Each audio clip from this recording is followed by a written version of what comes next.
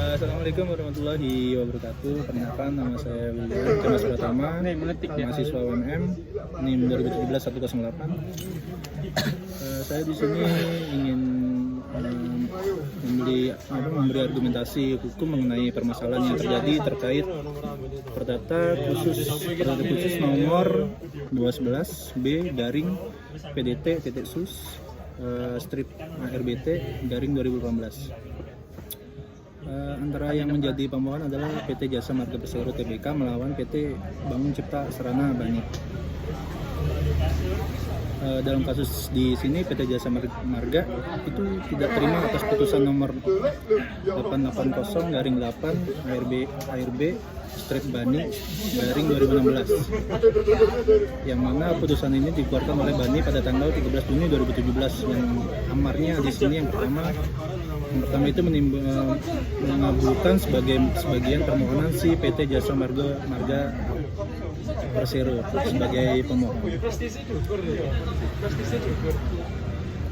Lalu yang kedua adalah memerintahkan atau mewajibkan termohon untuk membayar kepada pemohon yaitu uang sebesar 13.703.703.091 rupiah, di mana dengan rincian yang pertama adalah untuk membayar hak porsi pemohon terhitung dari tanggal 30 Juli 99 sampai dengan 38 juta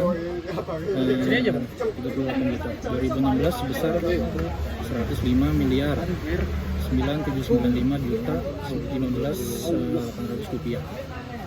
Lalu yang kedua untuk membayar hak porsi pemohon terhitung dari tanggal 1 Mei 2016 sampai 15 September 2016, yaitu sekitar 2.2.664.534 rupiah. Yang ketiga ada untuk pembayaran bunganya dikenakan pada tanggal 16 September 2016 sampai 13 Juni 2017. Itu sebesar 4.809.033.487 rupiah.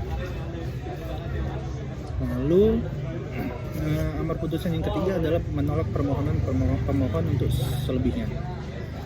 Keempat, menghukum dan memerintah pemohon dan termohon untuk membayar biaya administrasi, biaya pemeriksaan, dan biaya arbiters masing-masing setengah bagian. Lalu yang kelima, mewajibkan kepada termohon untuk mengembalikan setengah biaya administrasi, biaya pemeriksaan, dan biaya arbiter masing-masing setengah bagian. Dalam menyatakan putusan arbitrase, ini adalah putusan yang tingkat pertama dan terakhir permohonan, dan untuk melaksanakan putusan arbitrase ini selambat-lambatnya 45 hari. Lalu menetapkan ada salinan putusan arbitrase ini didasarkan Panitra Pengadilan Negeri Jakarta Timur atas biaya pemohon dan termohon dalam tenggang waktu ucapan Undang-Undang Nomor 30 Tahun 1999 di sini. Di sini tugas saya adalah kami disuruh atau diperintahkan membuat argumentasi. Apabila kami di sini, kalau menurut saya sendiri, arbiter akan membuat putusan yang akan dibentuk oleh pihak pemohon, dari pihak termohon dalam setiap pengadilan atau dewan itu.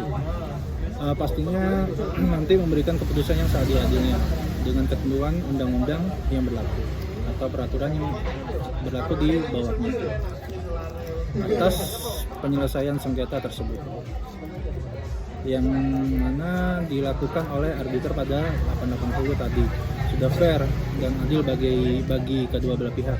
Namun pastinya ada pihak yang dirugikan, ada yang hanya pasti mengalami kerugian dan keuntungan. Lalu putusan arbiter ini mengikat. Arbiter sendiri sudah diatur dalam pasal 4 ayat 1 bahwa dalam hal para pihak dalam menyetujui bahwa sengketa di antara mereka akan diselesaikan melalui arbitrase, dan maka arbiter berwenang dan mempunyai hak untuk menentukan dalam keputusan yang mengenai hak dan kewajiban para pihak dalam itu tidak bisa diganggu gugat.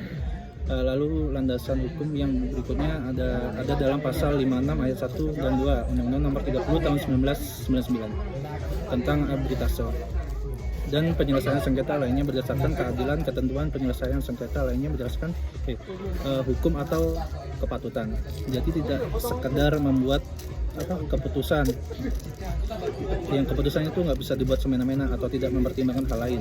Lalu ada juga pasal 70 terhadap putusan arbitrase. Para pihak dapat mengajukan permohonan pembatalan keputusan tersebut.